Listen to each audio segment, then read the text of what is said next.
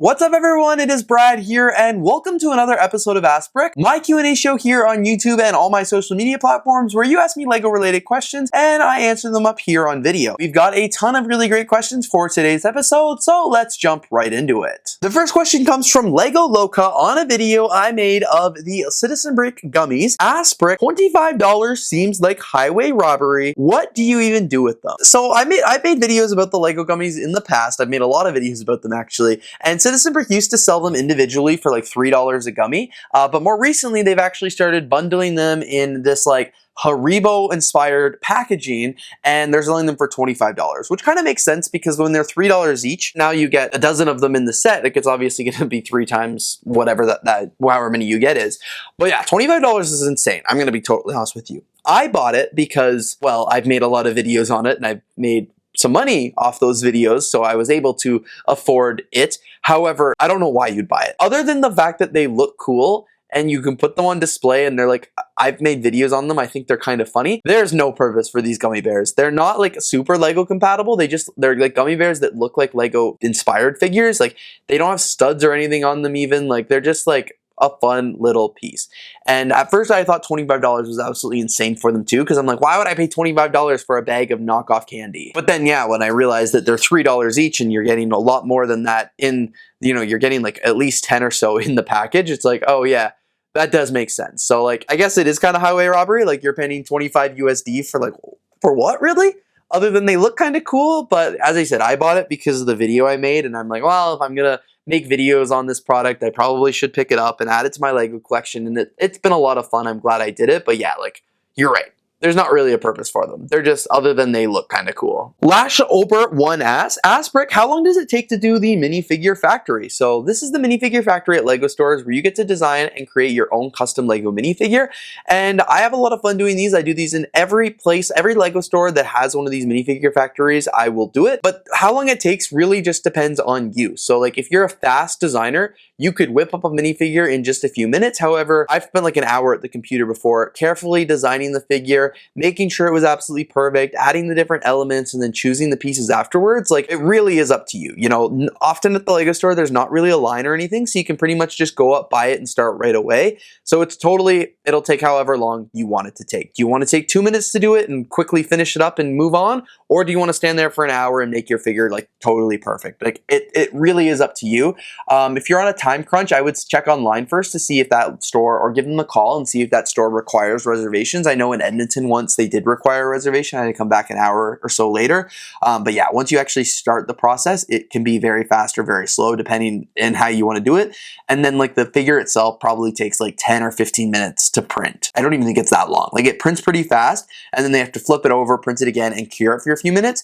And often in that time, I'm picking the parts out I want for the figure. So like by the time you're done picking out your accessories and stuff like that, the printing process is complete. So really, I would say like allocate at least half an hour for the process. And, you know, buy it, design it, get it printed, and then assemble it together. But it could be a little bit shorter or it could be a little bit longer depending on how long you want to take to actually design your figure. This next question was asked on the video I made of buying my White Whale Lego set, which was the Lego typewriter. This one's from Adub W. AskBrick, how is your White Whale a typewriter? So I don't personally have like one White Whale Lego set where I was like, this is the only set I want before I die. But there's like a bunch out there that I really want, and that typewriter was one of them. I feel like I wanted that one, honestly, mainly just because I thought it would look really cool in my living room. In 2024, early 2024, I got like a new cupboard for my living room, and I was like, wow, I think the typewriter, this is a cool cupboard, and I think the Lego typewriter would go really well on it on display, like out there. But like the price was just so expensive, and it never went on sale that I noticed, so I just never bought it. But it was always one in the back of my mind that I kind of wanted. So when I saw it on Facebook Marketplace, I was like, I've wanted this set for so long, like I'm gonna go buy it, especially when it was a good deal. So I kind of called it my White Whale because it was one that like when I went to Lego conventions, I'd kind of be on the lookout for. Another White Whale recently was like the Big Ben, but I got that. The Tower Bridge, I would say, is a White Whale.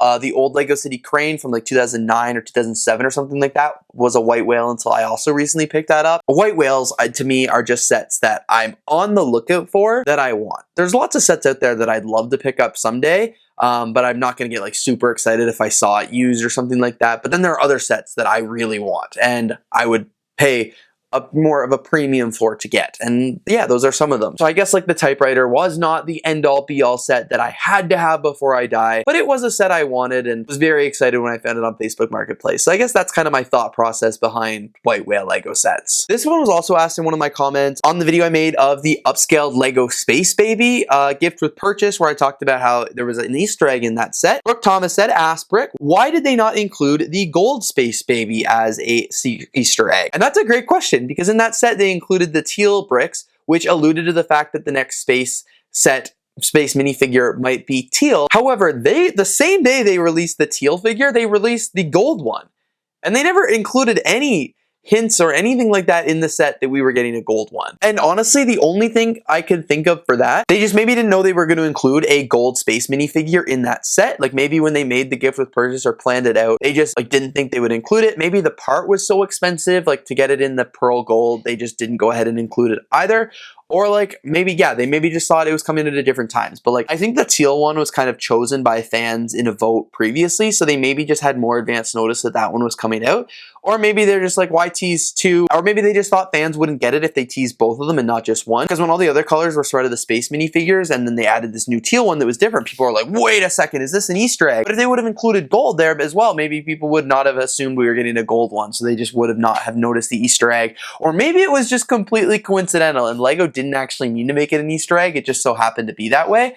I don't know what the answer is, but we ended up getting the gold one as well. So we have the teal, we have the gold. I don't know why it wasn't as an Easter egg in that set, but those are some of my theories. But regardless, I'm glad we're getting it. Arbor G asked, AskBrick, does anyone know how to sell at the Brickworld Garage Sale? I've never actually personally sold there myself, but I believe when you register for Brickworld and the activity sign up opens up, one of the activities you can choose is a garage sale seller, and you sign up. It's limited tables, but you sign up that way, and I think you have to pay $5 or something to sign up to sell at the garage sale. But yeah, you literally just go in and you sign up for the garage sale like you would sign up an activity. And that's for Brickworld at least. Every convention might be a little bit different. So if you're going to a Lego convention, just like check their website, check their activities forms, like all that stuff and see. And if worst case scenario, you'll email them. But I'm pretty sure that's how you do it for Brickworld at least. Bricknan asked, AskBrick, how can I get one of your custom printed 1x8 bricks? So yes, for those of you who may or may not know, I have 1x8 bricks now, the very first time ever. I'm very excited about it. I got those for Brickworld Chicago earlier this year and I'm giving them out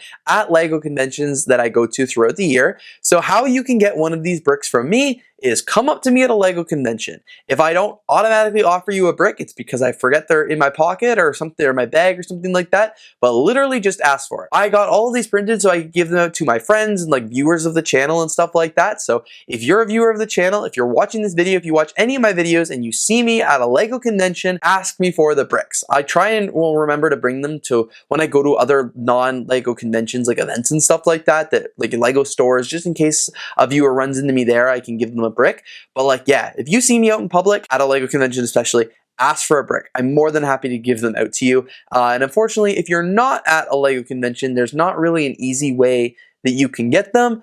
If you, like, for example, maybe if you place an order on my Bricklink store, or you want to pay for shipping and you send me a DM on Instagram or something like that and say you want a brick, I'll give you a brick. You know, Bricknan, I know you're in Australia, I believe, so if you're not going to make it out to any Lego conventions in the near future, like, feel free to place an order on my Bricklink store and let me know you want a brick, or even just like, if you cover the shipping costs, I will send you a brick. They're free. The bricks are free. I bought them to give out to everybody, like I said, so I'm not going to charge you for that. But yeah, that would be one of the easier ways to get one of the bricks if you're not coming to a Lego convention. But the easiest way is obviously come to a Lego convention. If you see me there, that's how you can get one of my bricks. Rem21 asked, AskBrick, do you need a degree to work at the Lego store? I don't believe so. I don't think that was a requirement. I didn't have it. I had a high school diploma when I worked at the Lego store. I did not yet have a college or university degree. I was working on obtaining it. And I feel like that's the same as a lot of my coworkers. A lot of us were still in school or working on getting our degrees. So I don't think we needed them because it was a retail job. However, you may need it if you wanted a manager position. I'm not entirely sure. I don't really remember what my manager's qualifications were. But I would say like the best thing is if you want to work at the Lego store, just go on the Lego careers portal and look at Lego stores and just check the requirements. It also might vary by each state. I don't really know. So just check out the job posting because it'll say there whether or not you need a degree or not. But like just for a brick specialist, I don't believe so. Gummy Yummy 4340 said, and this is kind of similar to the question that was asked a little bit earlier, but AskBrick, why is everything so expensive at at LEGO conventions. So I think what you're referring to is the cost of like items and stuff being sold by the vendors, because actually going to a LEGO convention is not that expensive. You know, it's only $100 and some for a LEGO convention, which is a very good value for how many days you get to be at the convention and often the free LEGO and stuff like that that you get. But like, why are things at the vendors so expensive? Well, I feel like there's a couple reasons. Some I agree with and some I don't. So I've talked about this in the past, but like LEGO convention tax is a thing, and that is where you are paying a little bit of a premium for the product because you're seeing it in person. You know, you could buy a product, say a $10 minifigure on Bricklink might be 15 at a LEGO convention or 12 or 13, whatever it is, small markup. It's because you can see the figure in person, you can see the quality, you can inspect it, make sure it is real, genuine LEGO, you get to walk away with it that day, and you're happy. Versus on Bricklink, you don't get to see the quality. You might get it and it might have cracked torsos or arms or something like that. You might not be happy. You have to pay for shipping, which is often a couple dollars extra as well, and yada, yada, yada. Like these LEGO vendors, they come and they sell and they have to make a profit, or it's not profitable for them. Like it's a business for them. So they have to make a profit. So you're paying a little bit more because you get to see it there. You get to take it home with you, but you're saving the money on shipping. If you pay cash, like helps the vendors out, like you might save on transaction fees and stuff like that. So you're paying a little bit of a convention tax because you're there. One of the other reasons that you're paying more is just because you're there. You're at a LEGO show. You are paying more for buying LEGO at a LEGO show just because you're in that environment. It's the same as going to a baseball stadium.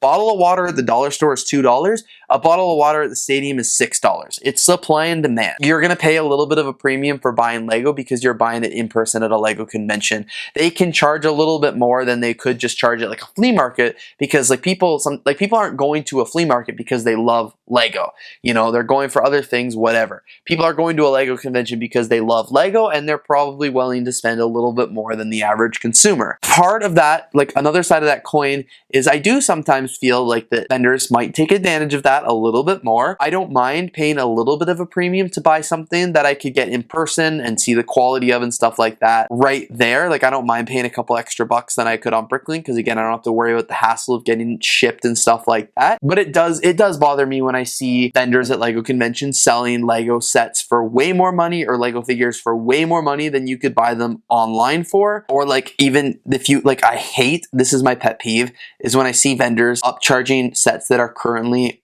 on the market. And I'm not talking like a little bit of an upsell, a couple of bucks like Toys R Us used to do.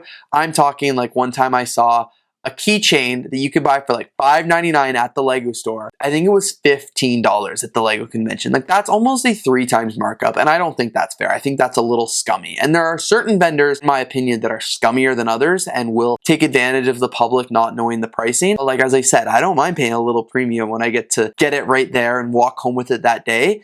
But like, I do disagree when you get a little scummy in that aspect. So long answer short, that's why LEGO's a little bit more expensive. All I will say is do your research, know your prices, and have a budget, because then you'll be happy. But like, yeah, like there are valid reasons why LEGO's a bit more expensive at LEGO conventions, but I agree, sometimes the price has gotten a little out of control, and I feel like vendors sometimes do take advantage of people at conventions, but I guess it is what it is. All right, so we're gonna do one more question in this week's episode. This one is from Joseph Botway. Ask Brick, how do you build your LEGO city buildings? Do you buy the pieces, or do you just build out of your LEGO imagination or instructions? So coming over here to take a look at my LEGO city, it's actually a mixture here. So a lot of the sets here, like these modular buildings, for example, these ones are done out of LEGO instructions. These are official LEGO sets that LEGO sells. I buy them and I build them and I put them here in my LEGO city. Other things though, for example, like this bricks tower building right here, or this modular back here,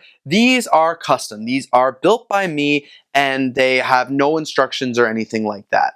And another thing I have in my city is something like this. This is not a LEGO set, but this was built from instructions. In fact, this was actually something I bought on Rebrickable. I think I paid like $10 for these instructions or something like that. And I used parts from 2 copies of the set and from Bricklink to build this. But I guess like it really just kind of depends here in my LEGO city, and it varies on what I'm trying to build. Like when a new modular building comes out and that kind of things, like I really like adding those to my city, so that I will buy as a LEGO set and add them. But when I'm building things that aren't official LEGO sets, I often don't use instructions or anything like that just because it's part of the creativity and fun of building Lego. Majority, like everything except the botanical garden that's not an official Lego set in my city, was built without instructions.